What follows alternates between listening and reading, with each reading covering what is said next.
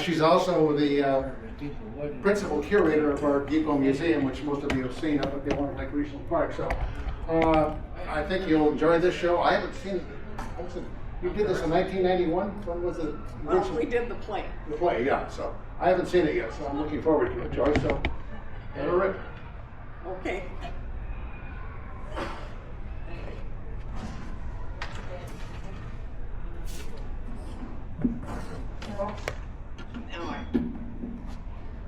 First of all, I want to just introduce other board members here.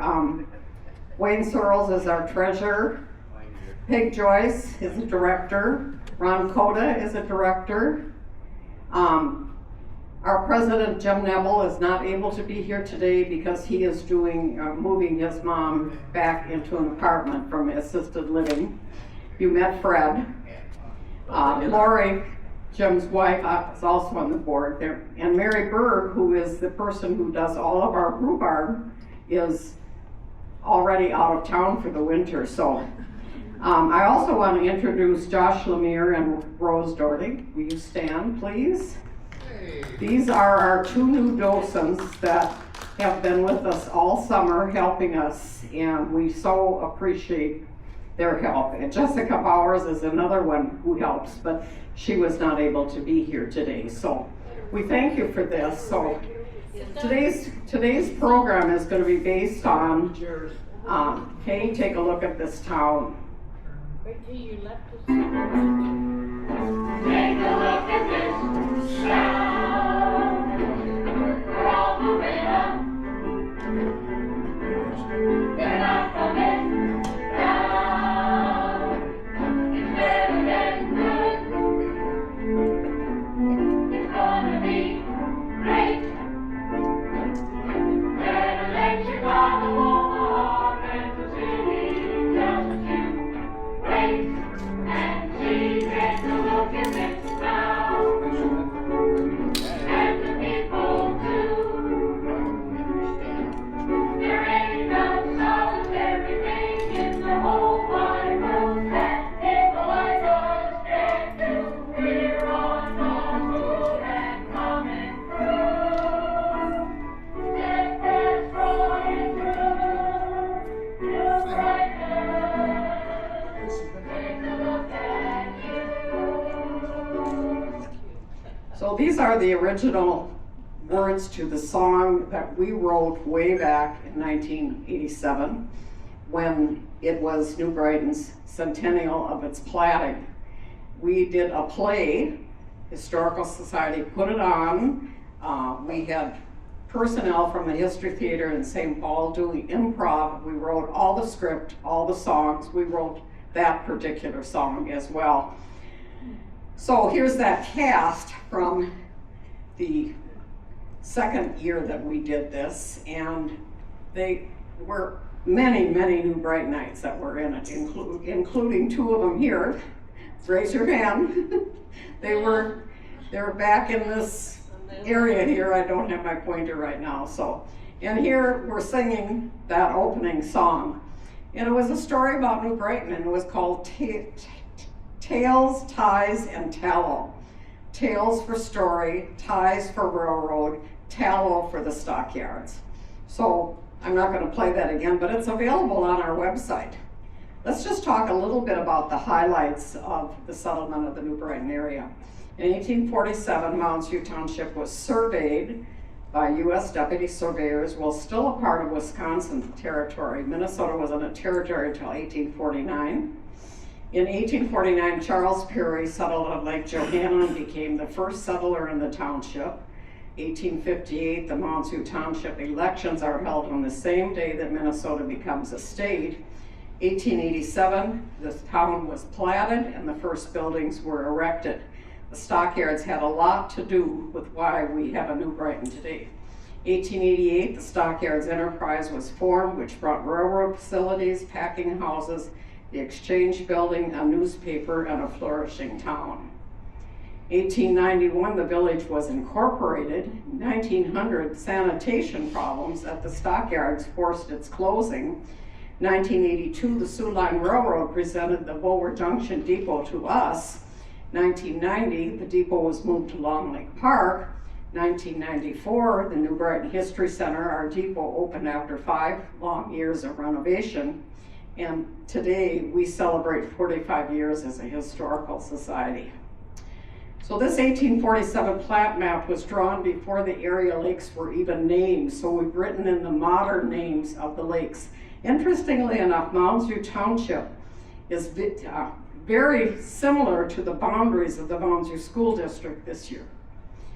And they named it Mounds View Township because of this. By 1867, the lakes were named and land had been purchased, probably through the 1862 Homestead Act. Mounds View Township was established in 1858 when Minnesota became a state. Note that it was first called Mound View on this map from 1867. It was named after the 3 mounds in the area where the arsenal was located. And Charles Perret purchased 88 acres of land on Lake Johanna, and he's the first landowner in Mounds View Township. In 1858, when Minnesota became a state, townships were formed, including Mounds View, still is called Mound, White Bear, Rose, and New Canada in the northern part of Ramsey County. Charles Perret later anglicized to Perry, and his second wife Aurelia are shown here. Charles' parents, Abraham and Marianne, immigrated from France to Switzerland to Canada's Selkirk colony, and later took an ox cart wagon with their 3 children to Fort Snelling in Minnesota. A child was born in the ox cart on this trip. You can see the ox cart in the picture. Charles first settled on Lake Como, which he named for Lake Como in Italy. Charles grew potatoes on that land, and tiring of too many people living around him, eventually bought 88 acres on the shore of Lake Johanna in present-day Arden Hills. You can see the arrow pointing to his house. They believe that they have found where the household was. In the meantime, the area around what became New Brighton began to be settled. Here's a plat map from 1886. And you can see the homeowners' names that are listed there. It's hard to see, but it was growing. So the village of New Brighton then was home to many businesses from the 1890s on, including the stockyards and packing houses, the ice houses, a rolling mill, a brookyard, bull yards, and retail establishments. This line drawing appeared in the Twin City Livestock Reporter, which was a daily newspaper printed at the Exchange Hotel. And these were the types of businesses in that time in the 1890s. You can see the names of various businesses, everything from stockyards to shoe repair to the Searles Block, Wayne, that's his family, boarding houses, hotels, and so on. The stockyards were completed in 1889, and they could accommodate 5,000 cattle, 10,000 hogs, 20,000 sheep, and 500 horses on its 90 acres. Many prominent Twin City investors were involved as directors and officers of the stockyards, including J.S. Pillsbury, W.H. Dunwoody, H.E. Fletcher, Thomas Lowry, W.D. Washburn, and many others. The stockyards industry was a $1 million operation at the turn of the century. Why in New Brighton? Because those entrepreneurs from Minneapolis wanted to stop the cattle from going all the way to the Chicago stockyards. So they invested this money in New Brighton to waylay that money going to Chicago. Here's a classic photo, shows mounted cattlemen posing in front of the opulent Exchange Hotel in the 1890s. Built to accommodate 150 guests, the hotel, first called the Cattleman's Hotel, was constructed at a cost of $30,000. The building also housed a dining room, bank, land company, railroad offices, stock commission offices, telegraph office, newspaper presses, barber shop, saloon, gaming rooms. When it closed, it eventually became a canning factory, and finally Beiswinger's Hardware. That building was razed in October 1988. During the stockyards' heyday, there were 6 hotels in the New Brighton area. The Exchange Hotel, also called Cattleman's, the Long Lake House Hotel, also called the Divine Hotel, Transit House, Padoba Hotel, Gunderson Hotel, and Brighton Beiswinger Hotel. Pictured below are the Long Lake House on the left, next to it the Transit House, and below it the Hedova Hotel. We have no photos of the Gunderson or the Weisweger Hotel. There were a lot of social clubs going on. This was something that went on at the Transit House in 1897. We have the little card that was given to people coming to a social event. And you can see there's a committee there, and rather elegant time. So undue influence by the railroad and sanitation problems forced the packing houses to close in 1901. After the packing industry left the New Brighton area, the pens were used for many years for feeding and watering livestock before they were shipped to Chicago, Illinois, or Sioux City, Iowa. The stockyards and their additional businesses provided jobs for many New Brighton area men. And the South St. Paul stockyards were already in progress at that time as well. Some of that may have gone to them. Here are other pictures of how sprawling the stockyards were. You can see the sheep farm on the lower right. And on the left below, or at bottom, is, you can see the back of the Exchange Hotel on that picture. Ice houses sprang up to provide refrigeration for the stockyards and for local businesses and residents. Ice harvesting was a huge business on Long Lake due to its pristine waters. In 1888, the People's Ice and Coal Company built a very large ice house covering 2/3 of an acre on the east side of Long Lake. Up to 8,000 carloads of ice were hauled down from this ice house each year. Loading facilities allowed 16 railway cars to be loaded at the same time as at the ice house. When the ice was 10 inches thick, the snow was removed with teams of horses pulling scrapers.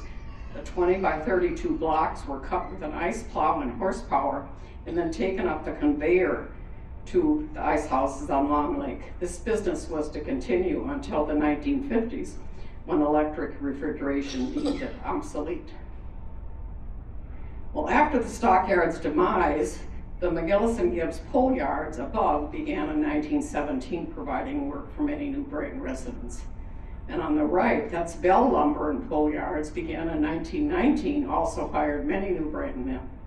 Here's a picture of the workers. In a third coal yard, the Bruce Coal Yard, operated in the Irondale area for about a dozen years. We have no photos of that business.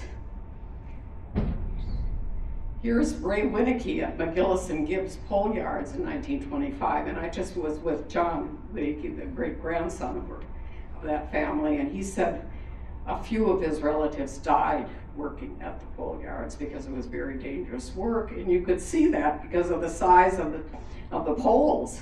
Soon trucks replaced horses. This is a 135-foot western cedar pole. It was photographed in 1979.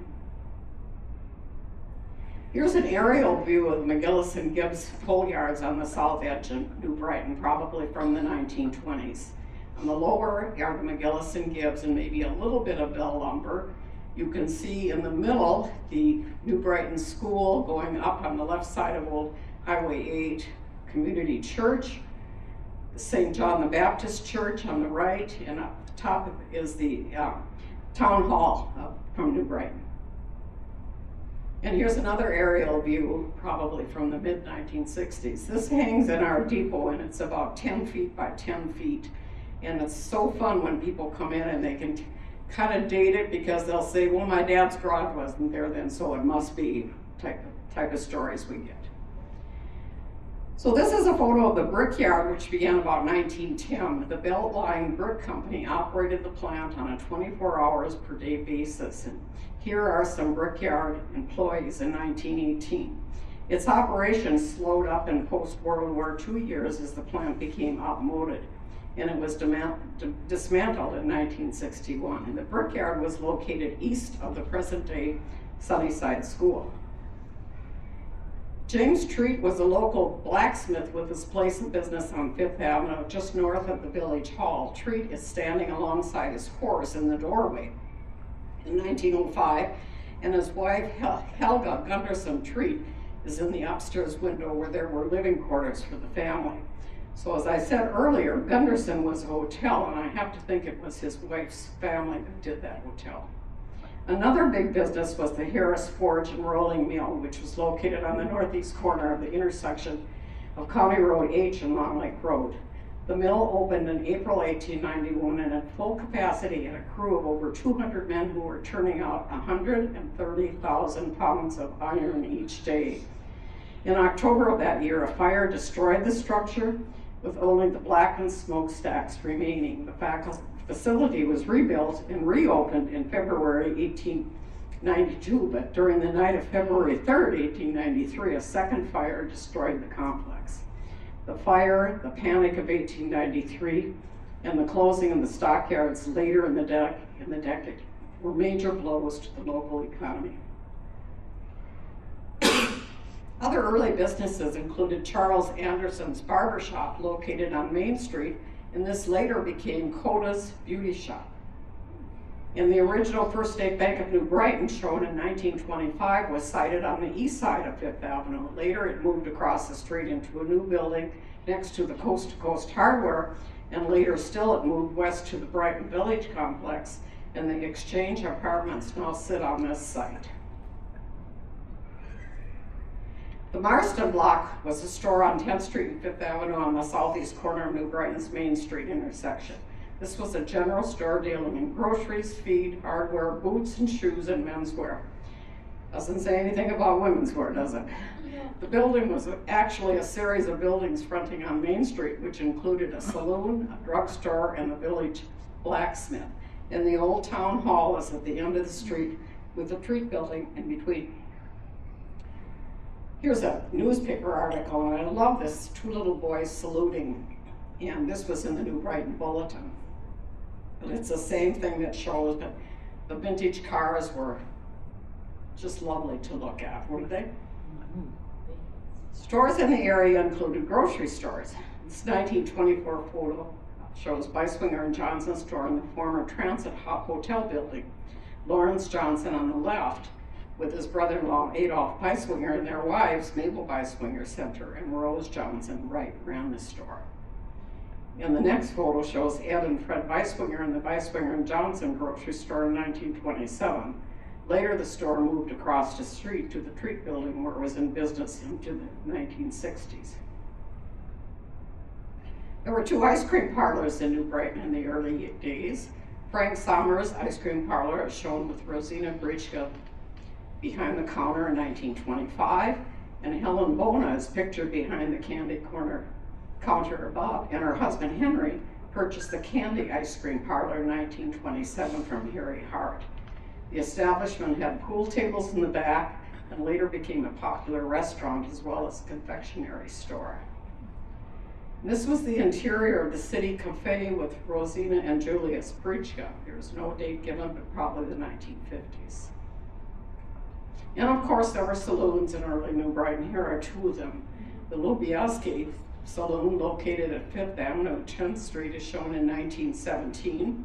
And the Divine Hotel Saloon is shown with Harvey Solomon Divine as bartender. Although the town hall in New Brighton was planned as early as 1891, it wasn't until 1898 that it was completed. It sat on 5th Avenue. It was used until the 1950s for a police station, government-built meetings, weddings, dances, social and club gatherings. And this is a postcard of the New Brighton Town Hall. How many of you remember that? And here's a historical photo of the week showing the New Brighton Town Hall, which dominated Main Street along the way, and it tells what all of the businesses that were located in that area were about. The two earliest churches in New Brighton were the First Congregational Church of New Brighton and St. John the Baptist Catholic Church. Future churches were not established until 1958 when the New Brighton Christian Church purchased the former Congregational Church building. So that first church in New Brighton was incorporated 1890 and built at a cost of $1,500. It's located on the west side of 5th Avenue and 6th Street, north of the former New Brighton School. Reverend Arthur Metcalf of Gettysburg, South Dakota was the first pastor. That church was raised in 2001. And St. John the Baptist was organized in 1902. The congregation first built a rectory and then a basement church in 1907 on 5th Avenue. The superstructure for the church was built in 1922. This photo was taken in 1925. The parish, which became one of the largest in the state, eventually built a much larger sanctuary in 1952 in a school convent complex 3 blocks to the east on land donated by the Farrell family. The first schools in New Brighton were New Brighton School and Irondale School. The earliest schools in the New Brighton area were the Red School District 4, the White School District 15, New Brighton School District 18, Irondale School District 36, Lake Johanna District 20. Those schools housed students in grades 1 to 8 in the early years. New Brighton School District in 1910, photo below. The first schoolhouse was built in 1890 and located on 5th Avenue and present-day County Road E2. That building eventually held the Central Carlson Electronics Company. And here are some vintage photos of that New Brighton Elementary School. Irondale School, District 36, was built in 1890 for the children of workers at the Harris Forge and Rolling Mill in North New Brighton. 60 homes were built in that area for the Rolling Mill families. The school building, located on the northwest corner of County Road H and Sunnyside Terrace, has long been razed, but the school served the community for 6 decades. Irondale High School was thus named after the original school in the Rolling Mill. Below is a photo of students from 1910.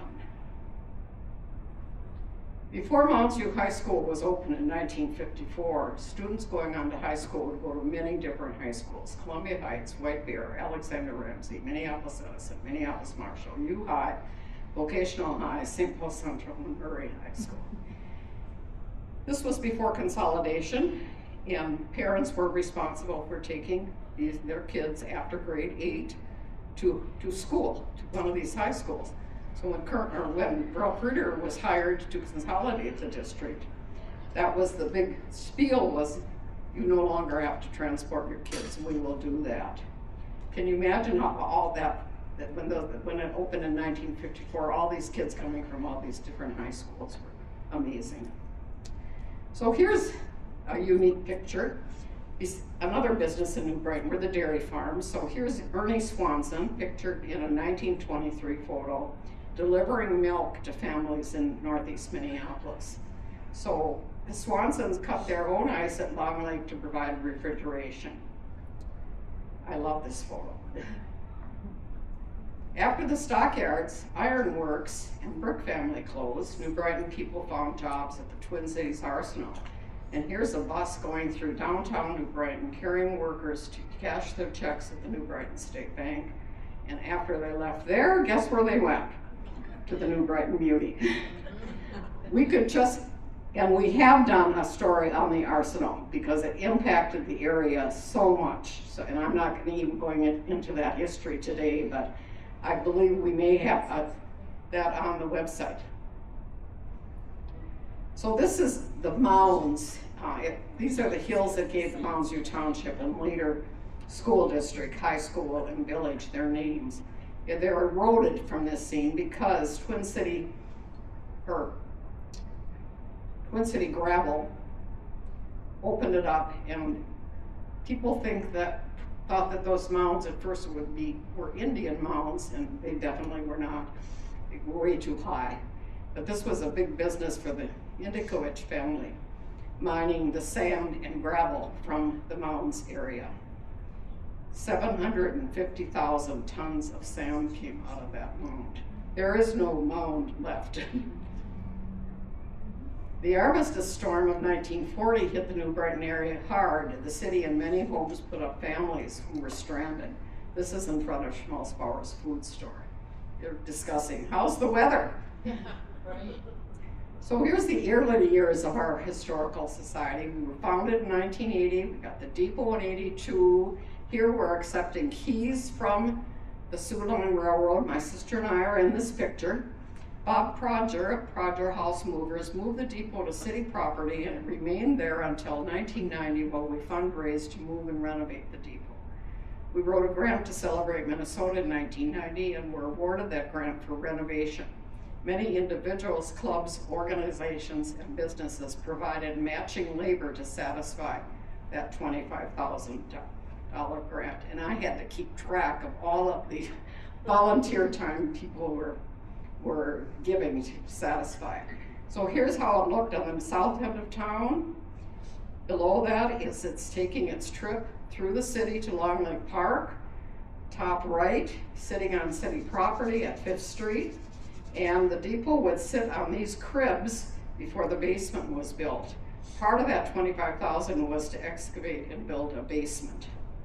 So depots did not have basements in 1887, but it's proved invaluable. Here's photos of renovation, and look how awful it looked. We had to remove all of the sideboards and have them milled off because they wouldn't allow us to have any lead paint going into the wildlife area around there. Rick's Roofing provided free labor to the growth of depot. Many volunteers provided donated labor for this project. It was a huge project. Here they're working. The wife of the station master tried to make the kitchen area look attractive, and she hung or tapped this horrible wallpaper. When we took everything down, we had to fill thousands of nail tracks. That's my husband cleaning. You could see the difference between the dirt and the cleaned part. In order to paint, we had to use trisodium phosphate, hot water, and sponge pumps. That's the original flooring on the right, original maple flooring. We sanded it, and Valspar Corporation provided all the paint for the interior, the exterior, and the flooring. And plus they provided a valuable service for us when we consulted with them. Williams Pipeline volunteered to build a rail siding for us, and what a job that was. They brought this equipment out and built this. When we're ready to bring the caboose out, Armstrong Rigging provided cranes to move the caboose to our track gratis. If we had not had all of this volunteer help, there would not be a New Brighton History Center. So what about that caboose? Well, in 1992, Valspar wrote to statewide cities wanting to donate the 1950 caboose, which was located near the Metrodome. It was used as a break room for their employees. The city of New Brighton encouraged us to apply for it, so I wrote another grant, and we soon found out we were one of 3 finalists, one being the Mall of America. We were then notified that we received the caboose after we explained how we would use it. And I did kind of a cradle to the grave type of thing on how it could be used. Like Cub Scouts could have meetings there, seniors could have tea parties, whatever. They liked what we said. So just this year, our caboose was repainted thanks to labor provided by Headwaters Painting, paint provided by Sherwin-Williams, donations from the New Brighton Lions Club and the Great Northern Railway Historical Society, and painting done by Mike Alphaby. So you can see how it started out. They had to sand off all of the old logos. Then they put on silver or gray primer, and there's workers on the roof. Mike is starting the work. Lower left-hand side, that's Headwaters Painting and Sherwin-Williams came. That's how it looks today. Compare that middle picture, compare it to the top. And last Sunday, or 2 weeks ago Sunday, we had a little rededication of the caboose, and those are the people that were there. Excuse me.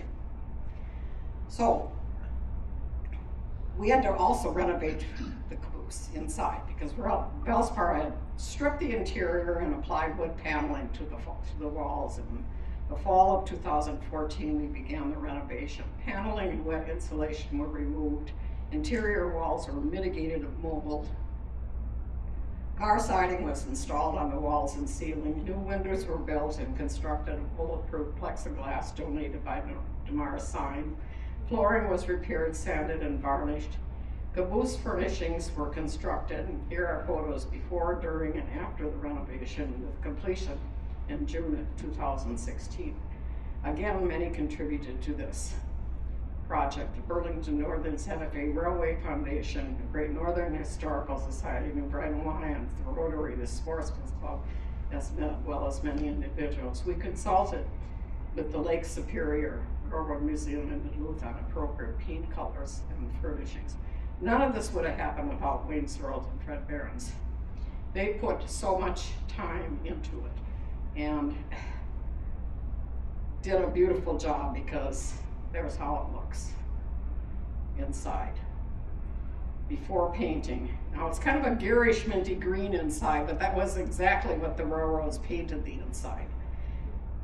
If you go into an old caboose, you'll see that it's all faded and grayish looking, but this was the original paint. And by the way, the railroads never put a lot of money into any of this.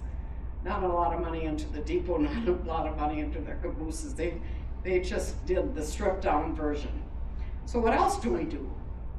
Well, for 25 years, we've got a Rhubarb Fest the first Sunday in June. Rhubarb is pulled from Dave Nathy's farm in Elk River, where the original rhubarb from the Lakeside Berry Farm at Long Lake Park originated, and which Nathy's donates to the society.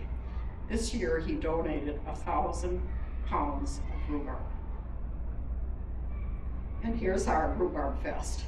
We sell bags of rhubarb, we sell plants of rhubarb, we sell rhubarb jam, we sell rhubarb cookbooks, and we have plates, sample plates available. It's always the first Sunday in June. Shortly after our deck surrounding the depot was built, we started selling engraved plank names. We now have engraved nearly 700 planks with the names of our donors. This project is a major fundraiser for us and helps to pay our utility bills, propane, insurance, and various other expenses. Top right is Jerry Bensing engraving, bottom right is Ron Cota engraving, and today Mary Berg is our engraver. They have to lay on their bellies in order to do this. It's not an easy job, but they certainly do a wonderful job. We have over 5,000 photos from 198 donors, the majority of which have been scanned or copied. We maintain a Facebook page, New Brighton Area Historical Society, where we've shared approximately 2,000 photos of our area history. Our little free library, built by Scout Finn White from Troop 106 at Christ the King, as his Eagle Scout project, has become popular. The Little Free Library is a depot replica. Visitors can take and provide books for the library from their collections. We now have geocache on the museum property. Geocache clues were located in the Little Free Library. Geocache is a container holding a number of items that have been hidden at a location whose coordinates have been posted on the internet. Geocaching is a very popular hobby right now. We also have some little surprises for children inside the Little Free Library. I just love being up there and watching the families come. I love the middle picture and the other picture, because that's what it's all about, isn't it? Getting kids involved. We also have a walking tour in Long Lake Park, marking the locations of the Lakeside Berry Farm, the stockyards, which were prominent in the 1890s. We have signage there that includes the ice house location, the railroad turntables, the engine house, the water tower, the pump house. The walking tour starts on the west side of the beach. Here is, I think it is the west side. Here's the walking tour brochure that we hand out to people when they come to the museum. What we tried to do in the top picture is show that old picture of New Brighton, and below it a modern day picture of Long Lake Park, so that they can get their bearings. We also sell books. We've published 4 books since 1980, 3 hardcover and 1 softcover. We encourage you to purchase books. We have some samples here today for you. Stockyard Days was actually, we've been active since it started in 1981. The first 2 years, Stockyard Days was sponsored by the Society and the New Brighton JCs. We did it for 2 years, and we brought the train out, the steam train. Some of you may remember that.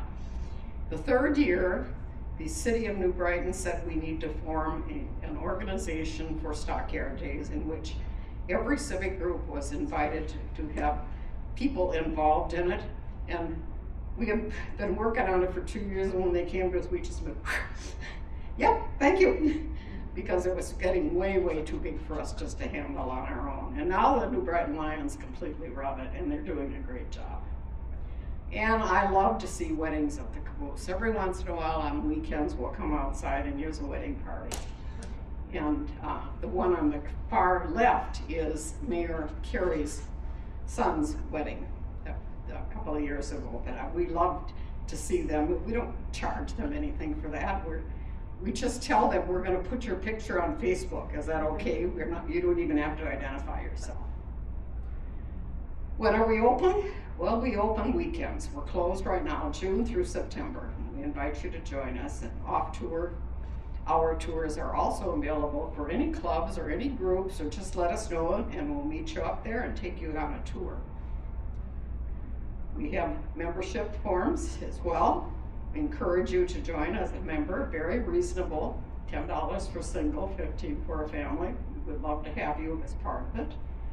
We also have a virtual tour available on our website. If you go to newbrightonhistory.com, go to virtual tour, and you will be taken for a complete tour through the entire depot as well as the caboose. We're needing to update that, and that's in our future plans.